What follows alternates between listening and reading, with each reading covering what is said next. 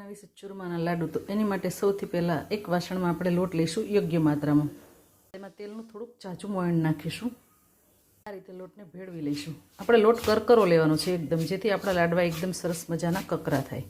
એમાં ગરમ કરેલું પાણી રેડીશું અને આપણો લોટ એકદમ થોડોક કાઠો બાંધીશું. આ રીતે બધા જ લોટના ધીમે ધીમે આ રીતે મુઠિયા વાળી લઈશું. બધા જ મુઠિયા વાળીને આપણે કમ્પ્લીટ કરી લઈશું.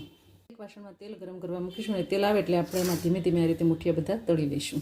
આ રીતે બદામી રંગના થાય ત્યાં સુધી ધીમે ધીમે તળાવી દઈશું. ત્યારબાદ આપણે બહાર અને કાઢી લઈશું. પછી ત્યારબાદ આ મુઠિયાને એક એક કરીને કે બે કરીને આપણે ખાણીમાં આ રીતે ખાંડી લઈશું અને બધો ભૂકો કરી નાખીશું. ભૂકો કરીને બધાને ચાળી લઈશું. આપણે ચાળીને કમ્પ્લીટ કરી લીધા છે મુઠિયાને. અને હવે ત્યારબાદ આપણે એમાં ગોળ ભેળવીશું.